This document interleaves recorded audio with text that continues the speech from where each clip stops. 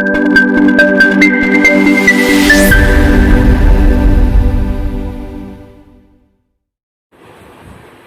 दोस्तों, ग्रामीण महिला विद्यापीठ के चैनल पर, यूट्यूब चैनल पर आप सभी का स्वागत है। क्लास 10 सब्जेक्ट मैथमेटिक्स चैप्टर हमारा चल रहा था दूसरा, रियल नंबर यानी वास्तविक संख्याएं। आज हम आपको ये पिछले मैंने आपको जो बताए थे उन क्वेश्चनों के बाद में आज नेक्स्ट टाइप का क्वेश्चन है कि सिद्ध करो। एक क्वेश्चन है, सिद्ध करो √3 एक अपरिमेय संख्या है। अपरिमेय संख्या है, ये आपको सिद्ध करना है। अब ऐसे क्या है कि बहुत सारे प्रश्न आते हैं इसमें, √3 √2। अब यहाँ पर देखो √2 भी हो सकता है, √3 भी हो सकता है, √5 भी हो सकता है, √7 भी हो सकता है, 2 + √3 भी हो सकता है, 3 - √5 भी हो सकता है। यानी इनमें से कोई सा भी टाइप का क्वेश्चन हो सकता है। अब इनको करने के लिए क्या करना होगा, थोड़ा सा ध्यानपूर्वक देखिएगा कि क्या करते हैं। अब इस क्वेश्चन का हम जो हल लिखेंगे ना, वो हल हम यहाँ इस प्रकार लिखते हैं। देखो ये कहता है सिद्ध करो अपरिमेय है, ठीक है। हम उल्टा मानकर चलते हैं कि अपरिमेय नहीं, ये परिमेय है। माना √3 एक परिमेय संख्या है, एक परिमेय संख्या है, ये मानकर चले। जब परिमेय है तो परिमेय संख्याएं किस रूप में लिखी जाती हैं? P/Q के रूप में या A/B के रूप में। तब हम ये इसको लिख लेंगे। तब √3 को हम क्या लिखेंगे? A/B में। किसमें लिख लेंगे? A/B में। जहां इतना मालूम है कि B का मान 0 नहीं होगा, तथा दूसरी चीज A और B दो पूर्णांक हैं। दो पूर्णांक हैं, क्या ये? दो पूर्णांक, ठीक है ना। तो पूर्णांक हम इसलिए कहते हैं कि यानी ये ऐसा अंक नहीं है पॉइंटों में हो, पूरा अंक है ये। जैसे 4/5, 7/9, ऐसे ये पूरे अंक हैं, ये A/B। अब आपने ये परिमेय मान लिया, ठीक है ना। परिमेय मानने के बाद में आपको ये दिखाई दे रहा है कि A और B दोनों ही दो पूर्णांक भी हैं। पूर्णांक होने के साथ साथ यहाँ ये आपस में एक संबंध और रखते हैं। वो क्या? यहाँ पर लिखो A और B सह अभाज्य संख्याएं हैं। सह अभाज्य संख्याएं हैं। अब सह अभाज्य संख्याएं किन्हें कहते हैं? वे संख्याएं जिनमें कोई अन्य संख्या का भाग न जाए या उनमें आपस में कोई गुणनखंड उभयनिष्ठ ना हो, ठीक है। तो जैसे कि अगर आप पूछोगे मेरे से कि साहब आप 4/6 और 4/9 इन दोनों में से कौन सी संख्या सह अभाज्य, मतलब कौन सी संख्या P/Q के रूप में आसानी से लिखी गई है जहां ये दोनों ही सहअभाज्य है? क्या ये दोनों सहअभाज्य? क्या ये दोनों सहअभाज्य? इन दोनों में तो किसी अन्य का भाग नहीं जा रहा। 4 और 9 में किसी अन्य का भाग जा रहा है? नहीं। लेकिन 4 और 6 में जाता है, इसलिए ये सहअभाज्य नहीं है, ये सहअभाज्य है, ठीक है। तो यानी किसी अन्य का भाग न जाए आपस में, ऐसी संख्या बटे वाली, तो ये सहअभाज्य कहलाएंगे जिनमें अन्य कोई गुणनखंड ना उभयनिष्ठ ना हो। अर्थात आप यहाँ कारण लिख दो, इनमें कोई गुणनखंड उभयनिष्ठ नहीं, कोई गुणनखंड उभयनिष्ठ नहीं है। ये हमारे पास एक पॉइंट आ गया, एक नंबर। अब यानी इनमें कोई गुणनखंड उभयनिष्ठ नहीं है। अब हमारा ये कथन जो है ना, ये वाला मूल कथन, ये कथन हमारा गलत होना चाहिए, तब हम कह सकते हैं कि परिमेय नहीं है। अब आएंगे हम नीचे पुनः क्या करते हैं? इसको लिखते हैं √3 = A/B, ठीक है। मैं इसको वज्र गुणा कर देता हूँ, तो √3B = A, ठीक है ना। अब इसका वर्ग कर देते हैं।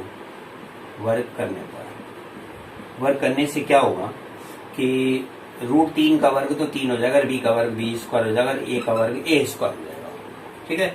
अब ये 3b² बराबर a² आया।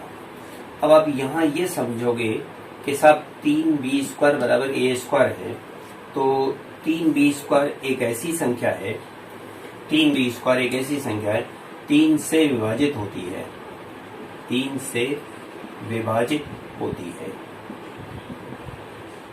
ठीक है भाई, 3b² 3 से विभाजित होता है, इसका क्या कारण है? यहाँ आपको साफ दिखाई दे रहा है कि 3b² में एक गुणनखंड 3 मौजूद है, इसलिए इसमें 3 का भाग चला जाएगा। और इसके बराबर कौन है? a²। तो इसका मतलब ये हुआ a² भी 3 से विभाजित होगी, होगी नहीं होगी भाई? अगर ये है और इसके बराबर निम्न संख्या है तो ये भी बराबर विभाजित हुई, किससे? 3 से।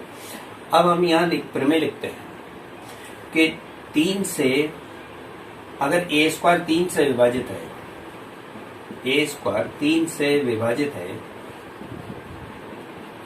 विभाजित होता है, तो a भी 3 से विभाजित होगा, विभाजित होगा। अब इसका क्या कारण हुआ भाई कि a² अगर 3 से विभाजित है तो a भी 3 से विभाजित होगा। मैं यहाँ आपको इसका एक कारण समझा देता हूँ। a² एक ऐसी संख्या है जिसमें 3 का भाग जा रहा है, जिसमें 3 का भाग चला जाता है। अब ऐसी कौन सी संख्या है माने कि जिसमें 3 का भाग चला जाए? भाई जैसे 3 का वर्ग है, उसमें 3 का भाग देंगे तो चला जाएगा। फिर अगर 6 के वर्ग में 3 का भाग देंगे तो भी भाग चला जाएगा। 9 के वर्ग में 3 का भाग देंगे तब भी 3 का भाग चला जाएगा। तो बाकी अन्य में नहीं जाएगा। तो इसका मतलब ये हुआ 3 के वर्ग में 3 का भाग चला जाता है, तो क्या 3 में भी 3 का भाग चला जाएगा? यहाँ 6 में भी 3 का भाग चला जाएगा और यहाँ 9 में भी 3 का भाग चला जाएगा। अगर मैं वर्ग हटा देता हूँ, इनके वर्ग हटाकर देखना चाहता हूँ, तो मेरी संख्या रह जाएगी a वाली। तो क्या ये a वाली संख्या में भी नीचे 3 का भाग जा रहा है? सब में जा रहा है। इसमें 1 बार, इसमें 2 बार, इसमें 3 बार, इस प्रकार से। तो ये नियम प्रमेय है अपने पास में, ये 2.3। यानी यहाँ अगर आप कारण लिखना चाहो तो प्रमेय लिख लेना 2.3 के अनुसार। ठीक है, तो ये मैंने आपको वैसे समझा दिया है संख्याएं लेकर कि भाई अगर a² में 3 का भाग जा रहा है तो a में भी 3 का भाग चला जाएगा। लेकिन ये a² एक ऐसी संख्या होती है जो कि खुद दी गई संख्या से विभाज्य हो, तो उसी संख्या से उसमें भी भाग चला जाएगा, संख्या में भी। तो अगर यहाँ a भी 3 से विभाजित हुआ, इसका मतलब a/3 बराबर कोई ना कोई परिणाम आएगा। कोई ना कोई परिणाम आया तो माना कि वह c आया, ये मैंने मान लिया, माना वह c आया। तो इसका मतलब a बराबर क्या हुआ? 3c। a बराबर कितना हो गया? 3c। मेरे पास में ये सेकंड पॉइंट आ गया कि a बराबर 3c आ गया। अब मैं वापस से चलता हूं इसका वर्ग करने पर। a² बराबर 9c²। अब आप यहाँ ये समझेंगे कि एक तरफ तो ये कह रहा है a² बराबर 3b² और इधर कह रहा है a² बराबर 9c²। इन दोनों से आप क्या समझ पाए? क्या ये दोनों ही a² के बराबर है? हाँ, तो इस तरह से हम यहाँ लिख लेंगे कि साहब 9c² बराबर 3b², क्योंकि 9c² भी a² के बराबर है। तो इस संख्या का ये जो 9c² मान है मैं यहाँ रख लूं, या a² की जगह 3b² लिख लूं, बात एक ही है। दोनों तरफ से कौन सी संख्या समान है? ये कट गई, बताओ। 3 से कट जाएगी ना दोनों संख्या, तो इस प्रकार 3c² बराबर b² ज्ञात हुआ। क्या यह रूप आपको जो प्राप्त हुआ है वो ये वाला रूप नहीं है? हाँ। अब 3c², जैसे रीजन यहाँ लिखा है ऐसे यहाँ लिखेंगे कि सब 3c² 3 से विभाजित होता है, 3 से विभाजित होता है। अगर ये 3 से विभाजित होता है तब 3c² किसके बराबर है? b² के। तो b² भी 3 से विभाजित होगा, 3 से विभाजित होगा। ये सब 3 से भी, ये भी विभाजित हो जाएगा। ठीक है, अब प्रमेय के अनुसार, इसके अनुसार, तो यहाँ आप रीजन लिखो कि सब b² अगर 3 से विभाजित होता है, 3 से विभाजित होता है, तो b भी 3 से विभाजित होगा। होगा या नहीं होगा? हाँ सब, कौन सी प्रमेय? प्रमेय वही 2.3 के अनुसार। तो इसका मतलब ये हुआ कि b में भी 3 का भाग गया, तो b/3 बराबर एक अन्य संख्या परिणाम के तौर पर मान लेता हूं मैं, माना कि ये d आता है, ठीक है। तो इस तरह से b की वैल्यू कितना आ गई, 3d। b का मान तो 3d आ गया और a का मान कितना था, 3c। इसको मैं थर्ड पॉइंट मान लेता हूं। अब 2 व 3 से आपको क्या ज्ञात हो रहा है, a का मान 3c और b का मान 3d। तो यहां हम लिखेंगे सेकंड व थर्ड से, क्या लिखेंगे, a बराबर 3c, b बराबर 3d। अब a और b, यहाँ तो आप कह रहे थे इनमें कोई गुणनखंड उभयनिष्ठ नहीं है, तो यहां लिखेंगे a और b में एक गुणनखंड उभयनिष्ठ है, एक गुणनखंड उभयनिष्ठ है। उभयनिष्ठ है कि नहीं, कौन, 3 उभयनिष्ठ है, यानी दोनों में एक गुणनखंड उभयनिष्ठ है। यानी a में भी 3 का भाग जा रहा है और b में भी 3 का भाग जा रहा है, क्योंकि 3 इसमें गुणनखंड में उभयनिष्ठ है। तो इस तरह से ये कहता उभयनिष्ठ है और ये कहता उभयनिष्ठ नहीं है। ये चौथी पॉइंट हो गई।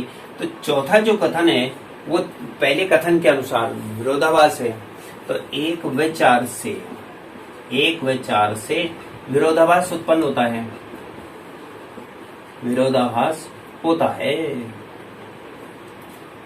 क्या होता है भाई, हमें विरोध उत्पन्न होता है, यानी हमारे को यहाँ दोनों चीज भिन्न दिखाई दे रही है। यहाँ तो कहता है कि वो उभयनिष्ठ नहीं है गुणनखंड, यहाँ कहता है कि एक गुणनखंड उभयनिष्ठ है। तो इसका मतलब हमारा जो माना गया कथन है कि भाई ये एक परिमेय संख्या है, ये जो ऊपर का कथन था, परिमेय का कथन होता है a/b में कोई भी गुणनखंड उभयनिष्ठ न होना। तो ये हमारा उक्त कथन हमारा गलत हो गया, यानी कथन हमारा असत्य है, कथन असत्य हुआ, असत्य हुआ। अब कथन अगर गलत हुआ तो इसका मतलब √3 एक परिमेय नहीं है, अतः √3 एक अपरिमेय संख्या है, एक अपरिमेय संख्या है। ठीक है, तो ये इस प्रकार से हमको समझानी होती है। अब जैसे कि मैंने √3 के बारे में बताया, ऐसे ही आप √2 और √5 के बारे में भी लिख सकते हो, 7 के बारे में भी लिख सकते हो। तो यहाँ मैंने जब 3 का प्रयोग किया, वहां आप 2 का प्रयोग कर सकते हो, 5 का प्रयोग कर सकते हो। √5 दिया होगा तो 5 लिख लेना, यहाँ पर 5 लिखोगे, यहाँ भी 5 लिखोगे, जहां मैंने 3 लिखा वहां 5 लिखोगे। ठीक है, और जहाँ 5 का वर्ग 5 दे रखा तो 5 का वर्ग 25 हो जाएगा, यहाँ फर्क ये पड़ेगा। ठीक है, तो इसी प्रकार से अन्य क्वेश्चन भी आप करने की कोशिश करना। नेक्स्ट कल बताएंगे।